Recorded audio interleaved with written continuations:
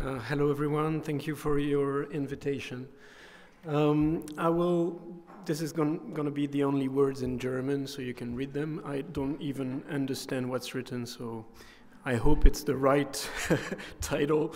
It's about transforming an office building into students' housing.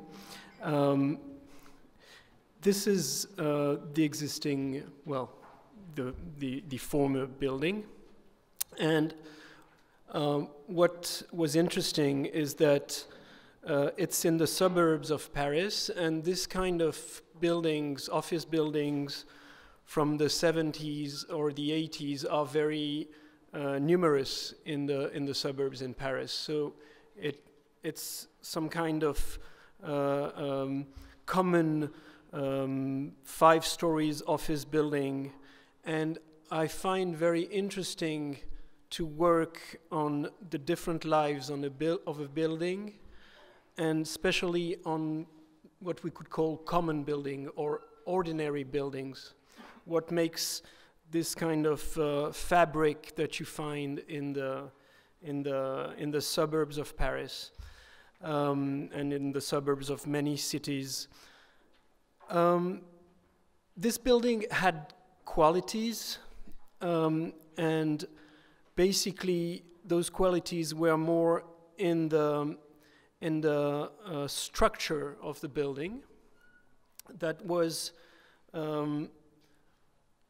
columns and slabs that were a mushroom system, so you didn't have any beams, but those qualities were trying to define 2 spaces, but you can see that the vertical circulation were not that clear, and that it gave to the building on the frontage or on the backyard some kind of lack of identity, maybe you could call that, although I'm not really sure in what terms we can talk about identity, about architecture, but that's the theme of your 2 days, so I won't summarize it in 2 words.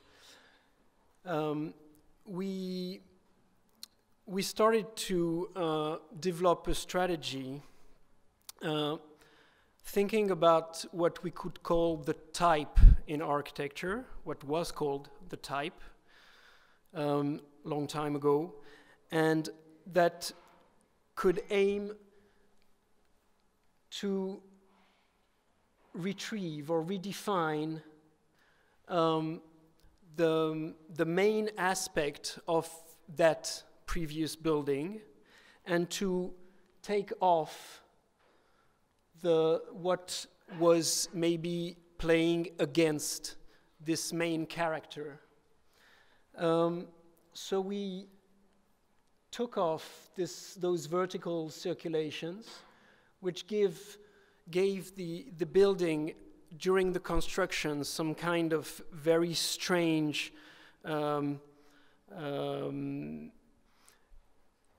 aspect, like it was really teared down, and we proposed to find a new system of circulation. This system of circulation was becoming more horizontal than vertical. Of course, we have vertical circulation inside the core, but we find the horizontal system that goes with the horizontal idea that you inhabitate new floors and that you come from office to housings. The quality was also that in those office buildings you have more or less 3 meters high floors, which is a good combination that is very difficult today to come back to, because we have office buildings now that are very high, at least in France. We built 3.5 meters, more or less, offices buildings, and we have very low housing buildings in France, 2.75 meters. So the housings are too low, and the offices are too high. Not too high for the space, but too high as a building, because there's a lot of technique, there's a lot of systems, there's a lot of, you know, engineering that makes the building maybe too high in terms of the cost of it, the relationship as a human beings that we can have. So that also is interesting with that kind of buildings, because it's in between and it's some kind of type thing that you can reinterpret and you can reuse. So basically, coming back to this type idea is, how do you live in a student housing? The condition is that the students' rooms are very narrow, very small. The program is 18 square meters, and you cannot go above because of economical reasons. So getting rid of the circulation inside has two major interests. The first one is that you have a maximum capacity for the room in itself. You don't have any small corridor inside the room when you enter through the facade. So there's no distribution inside the room itself. You have the room and then the little kitchen and then the little bathroom. But also it gives the facade a new role, and it gave us the capacity to open totally the facade and to open it towards an exterior space, which is at the same time a circulation, but also a space when you can meet, when you can talk for a little bit, when you can sit, when you can have. It's not a private terrace, but it's something that you add to the interior space. Because the space is so thin, you need to expand it a little bit.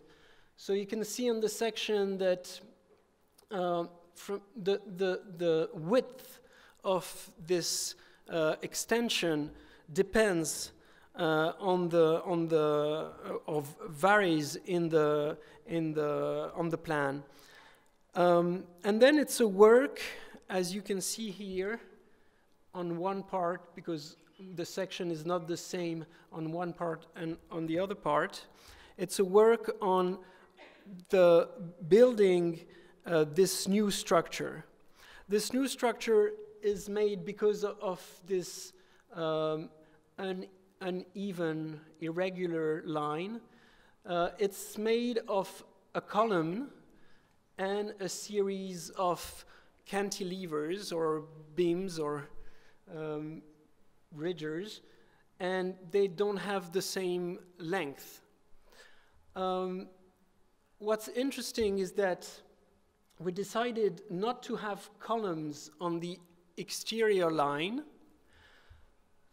just to have a very horizontal and a very light and open aspect and open view, but also for structural reasons. We wanted to have the line of structure along the former facade and the former structure, which was easier to build and easier to attach to the former structure.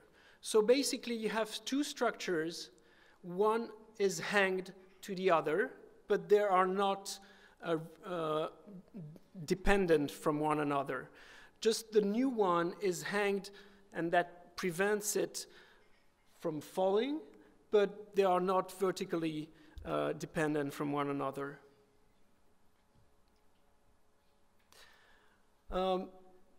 This gives also a clear definition of the two main volumes, the two main blocks, and it gives a strong aspect of the soffit, of the ceiling of that structure. We used the same idea that the former building, it was built in concrete, and we built also in concrete, with the idea that we built with very ordinary conditions. I was talking about that earlier, and maybe you know that a lot of those buildings that are built with simple economical conditions, and sometimes in France with very simple materials, we think that it's very interesting to make good, banal buildings, and that the urban fabric is made out of this. And it's good to make visible, casted on-site concrete, not to be too elaborated, not to aim at something that is too sophisticated, but at the same time that is very precisely designed, that is something that have a good attention to the specific points of the architecture, because it's a simple building, but it has, like every building, very different little parts, and you have to pay attention. So we designed this column with its cantilever.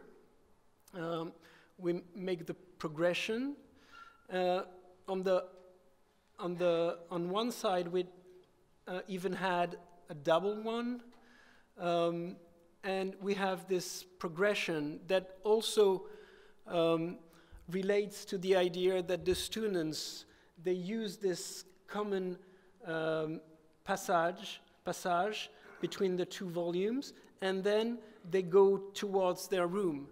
But it goes thinner along the facade, because you have less and less people that go to the room, so less and less space to give them, because they're not gathering on the same parts of those outside circulations.